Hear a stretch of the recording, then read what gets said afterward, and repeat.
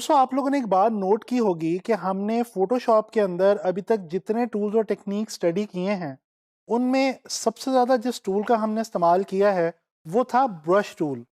आप लोगों ने ये भी देखा कि फ़ोटो एडिटिंग करते हुए हमने कई ऐसे टूल्स का इस्तेमाल किया जो बजाते खुद हैं तो कुछ नए और डिफरेंट टूल्स, लेकिन उनके इस्तेमाल के लिए आपको ब्रश के ऊपर ही डिपेंडेंट होना पड़ता है। तो इस लिहाज से अगर देखा जाए तो फोटोशॉप के अंदर ब्रश टूल इंतहाई अहम टूल है। दोस्तों इससे पहले भी मैं एक लेसन आप लोगों को फोटोशॉप में ब्रश टूल के हवाले से दे चुका हूं और ये बता चुका हूं कि ब्रश टूल क्या होता है और हम इसको किस तरह से इस्तेमाल करते हैं। लेकिन इस लेसन में मैं आप लोगों को फोटोशॉप में ब्रश टूल के हवाले से कुछ नया बताने वाला हूं। दोस्तों इस लेसन में हम ये सीखने वाले हैं कि फोटोशॉप में हम कस्टम ब्रशेस किस तरह से क्रिएट कर सकते हैं और उनकी मदद से हम क्या कुछ कर सकते हैं और उनको यूज़ कैसे करते हैं। आप लोग स्क्रीन पे कुछ टेक्सचर्स बने हुए देख रहे हैं। ये जो टेक्सचर्स हैं इस तरह के बहुत इंटरेस्टिंग टेक्सचर्स और पैटर्न्स और डिफरेंट किस्म के इफेक्ट हम लोग फोटोशॉप में कस्टम ब्रशेस क्रिएट करके बहुत आसानी से बना सकते हैं। तो चलें चलते हैं फोटोशॉप की तरफ और ये एक्सप्लोर करते हैं कि हम फोटोशॉप में कस्टम ब्रशेस किस तरह से बनाते हैं। अच्छा ये दोस्तों आप लोगों को फोटोशॉप में कस्टम ब्रशेस जो हैं वो अब मैं बताने लगा हूँ कि हम किस तरह से क्रिएट करते हैं। इसके लिए सबसे पहले मैं क्या करता हूँ कि मैं एक डिफ़ॉल्ट फोटोशॉप साइज़ का जो है वो कैनवस आप लोगों के लिए वो मैं ले लेता हूँ। ये मैंने एक डिफ़ॉल्ट फोटोशॉप साइज़ का कैनवस ले लिया। हमारी जो फर्स्ट लेयर है इसको मैं रीनेम करता हूँ। अच्छा दोस्तों आप लोगों को अच्छी तरह से याद होगा कि ब्रश टूल की जो शॉर्ट की है वो बी है। जैसे ही आप बी प्रेस करेंगे अपने कीबोर्ड पे तो आप ब्रश टूल के अंदर पहुंच जाएंगे। तो ये देखें जी ये हम ब्रश टूल में आ गए हैं और यहाँ पे ये जो सेटिंग्स हैं ये मैं आप लोगों को पहले एक लेसन में बता चुका हूँ कि हम इसकी जो सेटिंग्स यहाँ से चूज़ करते हैं वो कौन सी हैं और क्या है और उनको हम किस तरह से जो है वो चेंज कर सकते हैं। यहाँ पे फ़िलहाल में इसकी ओपेसिटी जो है इसको मैं 100% कर रहा हूँ और ये हमारे पास जो है वो ब्रश टूल मौजूद है। अच्छा दोस्तों अब ब्रश टूल का तो ये मैंने आपको बता दिया, रिमाइंड करवा दिया या आपको मैंने याद करवा दिया कि ये हमारे पास यहाँ पे है और ये कैसे यूज़ होता है। मैं अब वापस आता हूँ। मैं क्या करता हूँ मैं एक नई लेयर लेता हूँ और इसके अंदर मैं जाने लगा हूँ जी शेप टूल में। दोस्तों ये शेप टूल में सबसे नीचे हमारे पास मौजूद होती है कस्टम शेप टूल। इसके अंदर जाके यहाँ से मैं कोई भी अपनी मर्ज़ी की एक शेप जो है वो चूज़ करने लगा हूँ। जैसे कि ये मैंने एक जो है वो शेप चूज़ कर ली और यहाँ से इसका हम विड्थ और हाइट वगैरह जो है वो चेंज कर सकते हैं। फ़िलहाल ये 100 पिक्सल्स बाय 100 पिक्सल्स है, इसको मैं फ़िलहाल चेंज नहीं कर रहा। अच्छा दोस्तों एक बात मैं आपको यहाँ पे बताता चलूँ, आप जब भी कोई भी चीज़ कोई भी ऑब्जेक्ट लेंगे और उसकी मदद से कोई कस्टम ब्रश क्रिएट करने लगेंगे तो याद रखें कि उस ऑब्जेक्ट का जो कलर है वो ब्लैक होना चाहिए। अगर उसका कलर आपने ब्लैक के अलावा कोई भी दूसरा कलर चूज़ किया तो वो जो आपका ब्रश बनेगा वो बन तो जाएगा लेकिन वो ट्रांसपेरेंट ब्रश बनेगा, ट्रांसपेरेंसी के साथ बनेगा। लिहाजा आपने याद से जो उसका कलर रखना है ऑब्जेक्ट का वो ब्लैक ही रखना है। तो दोस्तों यहाँ पे ये देखें मैंने ब्लैक कलर रखा हुआ है और यहाँ से मैंने शेप की ऑप्शन चूज़ की हुई है। मैं इसको जनाब अली यहाँ पे ड्रॉ करता हूँ और यहाँ पे मैं इसमें ब्लैक कलर जो है ये फिल कर देता हूँ। ये देखें जी ये हमारे सामने एक हमारी ऑब्जेक्ट जो है ये बन गई है। ये जिस तरह से वो फसलें होती हैं और क्रॉप्स होती हैं वो उस तरह का एक इमेज है हमारे पास। झाड़ियाँ भी आप इसे कह सकते हैं, ये पौधों के साथ जो होती हैं। It's something related to plants and trees. अच्छा जी अब मैं क्या करता हूँ, बहुत ही आसान है दोस्तों फोटोशॉप में ब्रश जो है वो बनाना। मैं एडिट मेन्यू में आता हूँ। यहाँ पे मेरे पास एक ऑप्शन है जी डिफाइन ब्रश प्रीसेट। मैं इसको जैसे ही क्लिक करूँगा ये देखें ये मुझसे रीनेम करने को कहेगा और ये ब्रश बनाने लगा। ये कह रहा है जी कि ब्रश का नेम दें। मिसाल के तौर पे मैं इसको लिख देता हूँ जी क्रॉप ब्रश। ये मैं इसको यहाँ पे क्रॉप ब्रश का टाइटल दे रहा हूँ और मैं प्रेस कर रहा हूँ जी ओके। अच्छा जी अब मैं क्या करता हूँ कि मैं वापस आता हूँ अपनी इस लेयर ज़ीरो पे, या बल्कि यहाँ पे एक और लेयर ऐड कर लेता हूँ, शेप लेयर को ऑफ कर देता हूँ। अब यहाँ पे देखें अब हम आते हैं ब्रश में और यहाँ पे हम देखते हैं हमारे पास क्रॉप ब्रश लिखा हुआ आ रहा है और क्रॉप ब्रश हमारा जो है वो बन भी चुका है। अच्छा अब यहाँ पे आके अगर मैं ब्रश को, अब इस वक्त मैंने शेप टूल से मैं निकल आया और मैंने ब्रश टूल के अंदर कदम रख दिया हुआ है। इस वक्त हम ब्रश टूल में हैं।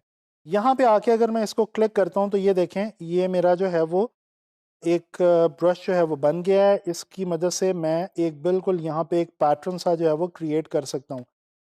इसको मैं रिकलर भी कर सकता हूँ। क्योंकि अब ये ब्रश बन चुका है, लिहाजा अब इसको हम किसी भी कलर के साथ जो है वो बना सकते हैं। मैं यहाँ पे इसको थोड़ा सा डार्क ग्रीन दे रहा हूँ ताकि ज़रा रियलिस्टिक लगे।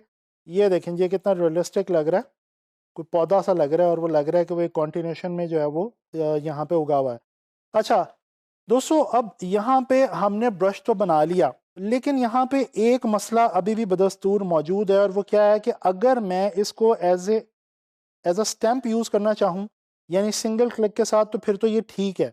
लेकिन अगर मैं इसको एक फ्लो के अंदर ब्रश की सूरत में बनाना चाहूँ, तो ये देखें, ये एक बहुत ही बोरिंग सा और बड़ा बेढंगा सा अजीब सा ब्रश जो है वो बना है, जिसका कोई मज़ा नहीं आया, क्योंकि इसके ये जो सेटिंग्स इसकी जो है वो मुझे ठीक नहीं लग रही। तो अब दोस्तों मैं आपको एक नई चीज़ बताने लगा हूँ कि यहाँ पे विंडो में जैसे ही आप जाते हैं, यहाँ पे आपके पास लिखा हुआ है जी ब्रश सेटिंग्स। इसकी शॉर्ट की जो है वो F5 है। ये आप जैसे क्लिक करेंगे, यहाँ पे ये एक नई आपके पास डायलॉग बॉक्स ओपन हो जाएगी। इसके अंदर आप देखिए, यहाँ पे ये आपका ब्रश जो है ये मौजूद है। अच्छा दोस्तों, अब यहाँ पे आप ब्रश की सेटिंग्स चेंज करके इसको बहुत ज़्यादा खूबसूरत बना सकते हैं और अपने लिए बहुत ईजी टू यूज़ कर सकते हैं।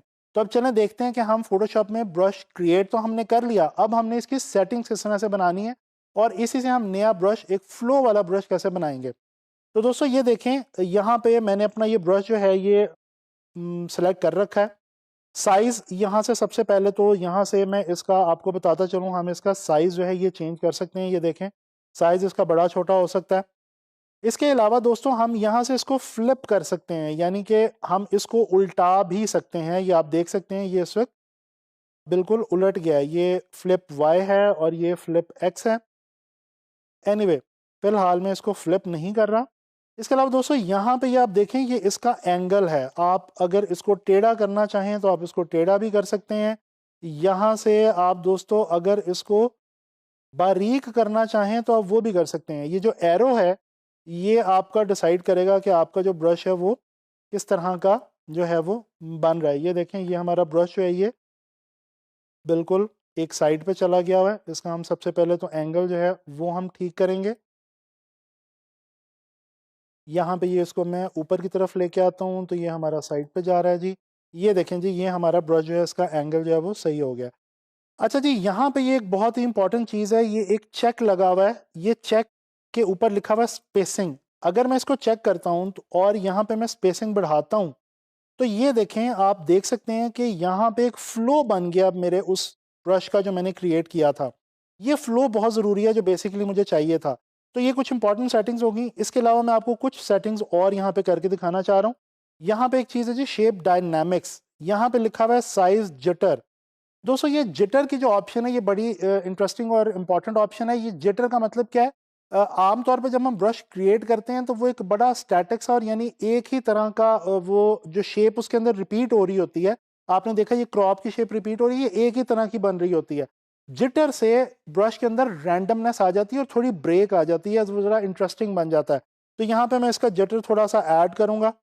इसके अलावा मैं जनाब अली यहाँ पे इसका एंगल भी चेंज कर सकता हूँ। ये हल्का सा मैं एंगल इसका बिल्कुल माइनर सा मैं इसका चेंज करता हूँ।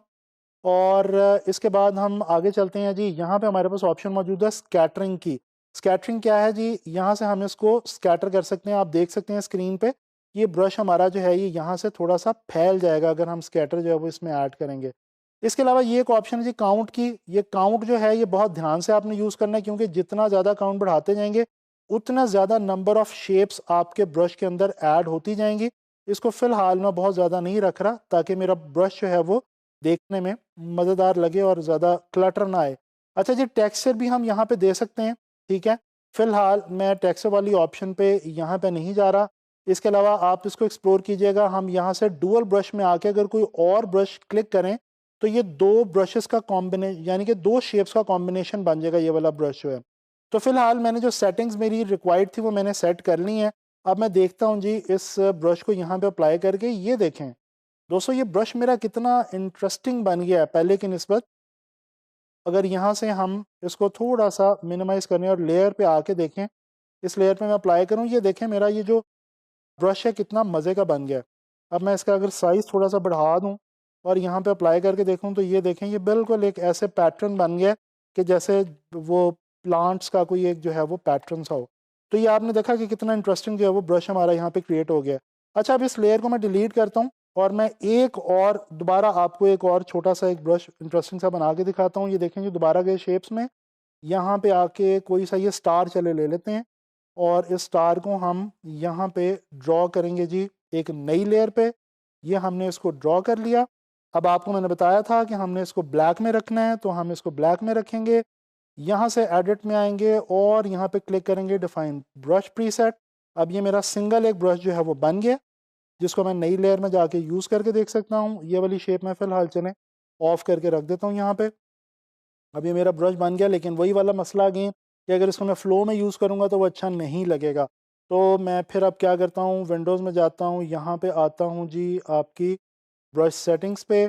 यहाँ से आके मैं अगेन वही वाला काम करने लगूँ जो मैंने पहले किया था। साइज़ मैंने देखा, स्पेसिंग मैंने थोड़ी सी बढ़ाई। यहाँ पे आके शेप डायनामिक्स में मैंने जिटर ऐड किया और जनाब इसके बाद हम यहाँ पे इसका हल्का सा एंगल भी जो है वो जिटर का चेंज कर देते हैं। स्कैटर हल्का सा इसमें बढ़ा देते हैं और काउंट में इस वक्त नहीं चेंज कर रहा, एंड दैट्स इट। अब अगर इसको हम यहाँ पे अप्लाई करके देखें तो ये देखें कितना मज़े का ब्रश जो है ये हमारा बन गया है। तो दोस्तों आप लोगों ने देखा फोटोशॉप में हमने कितने मज़े के ब्रशेस जो हैं वो हम बना सकते हैं, कस्टम ब्रशेस बना सकते हैं अपनी मर्ज़ी के, अपनी चॉइस के, और ये कितना सिंपल है।